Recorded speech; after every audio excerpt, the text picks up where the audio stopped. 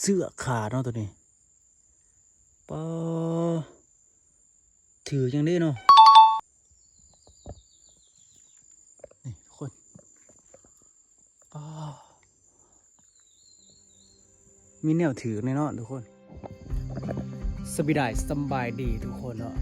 ยินดีต้อนรับเข้าสู่ช่องไทยบาเจีย มื่อนี้ก็ตื่นเช้าคือเก่าเนาะเขาจะมายามกับดักที่เขาเฮ็ดไว้ว่านี่เนาะมือซื้ออันนี้ว่าในห้ามพยายามกับบ่ถือเนาะมาเบิ่งว่ามายามกับดัก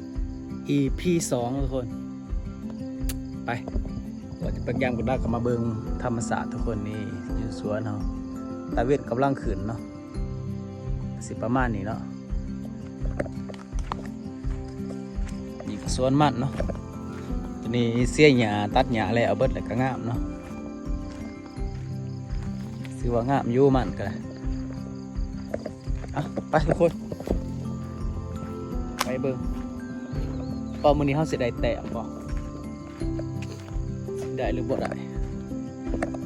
ไปลุ้นเนาะรู้สึกว่าคืออยู่ได้มื้อนี้เนาะเพราะว่ามื้อคืนนี้มีฝนลงนิดหน่อยนึงน่าจะซัดมันออกเนาะพวกนกพวกหนูเนาะหนูนึงก็หยากได้หาหยากได้เด้อหยามบ่หยามนี่ดอกแถวนี้มันอยากเริ่มบ่อยากมีสัตว์ป่าเนาะนับแต่หนูน่ะยังอยากหยากเลย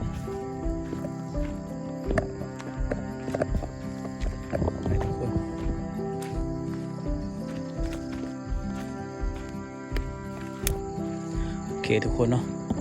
ตอนนี้ครับมาหอดถามเขาที่เรียบร้อย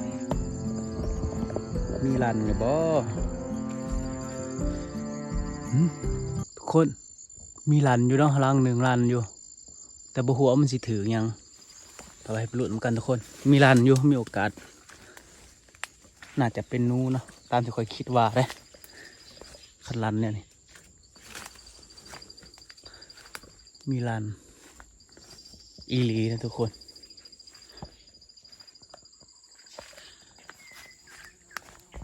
ถือนูเนาะนูทองขาวโอเคทุกคนเราจะปลดก่อน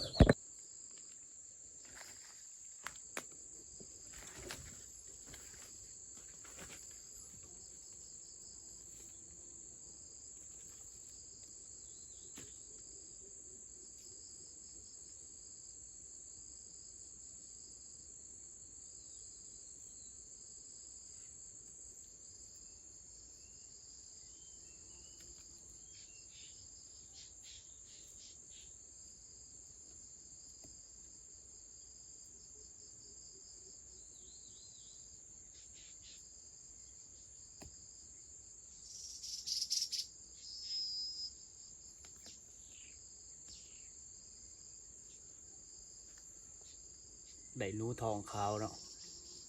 ถึงตัวใหญ่กับบ่เนาะถึงตัวหน่อยอยู่แต่ก็พอได้ปีกอยู่ต้องสำนี่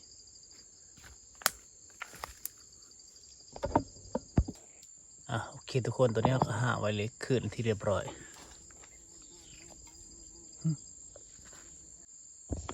ได้ยินเสียงหนูทุกคนสีได้เลยเดี๋ยวเอาเปิดนะเนาะหนูคล้ายตอนเสาร์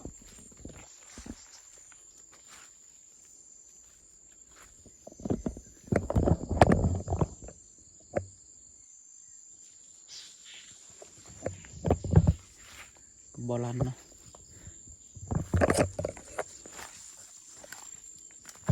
นี่ก็บอลันทุกคน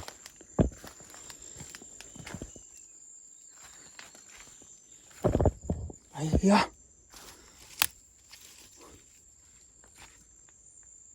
ป้าทุกคน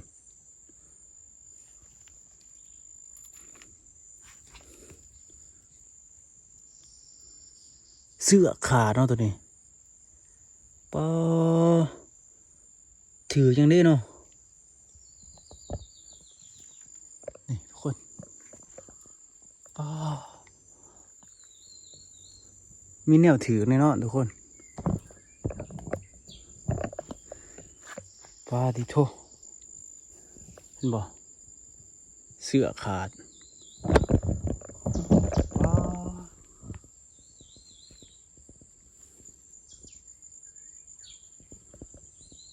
ถือกหนูเนาะโอ้ขนาดจะถือกหนูแล้วมีขี้หนูอยู่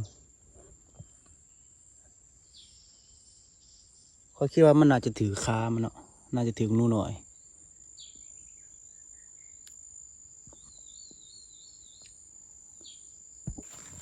โอเคทุกคนตอนนี้เราก็แปลงมาที่เรียบร้อยเนาะจากเสือกที่ขาดเราก็ใส่เสือกเก่าแหละมันถือกหนูนะทุกคนน่าจะถือคาเนาะแต่ที่คิดว่าได้มันจะกัดได้เสียงอีกสักเนาะ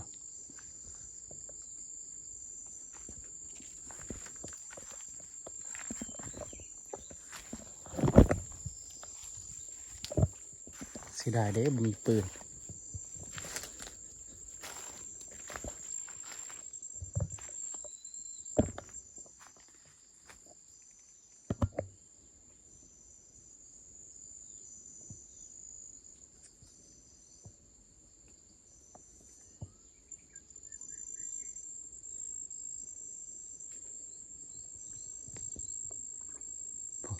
มีนกทุกคน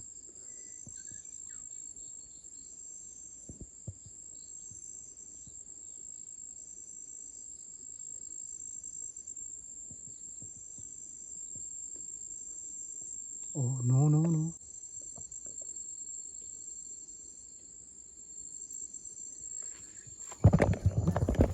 เห็นยังไม่ได้นะเพราะว่าผมปืน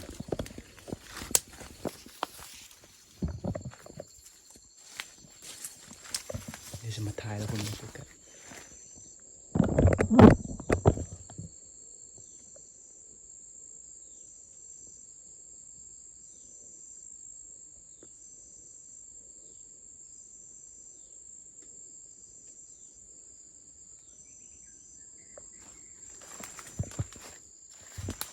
บ่เห็น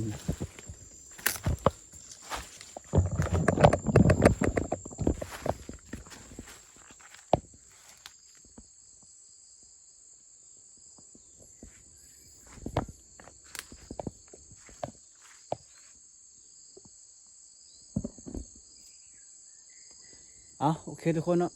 คลิปนี้ถือว่าเราได้อยู่1 แต้มเนาะเดี๋ยวถ้าเบิ่ง EP ต่อไปทุกคนว่าสิมานหรือบ่ก่อนจบคลิปนี้ก็อย่าลืมฝากกดไลค์กดติดตามไทยบาเจียงเด้อทุกคนได้เจอกันคลิปต่อไปเด้อ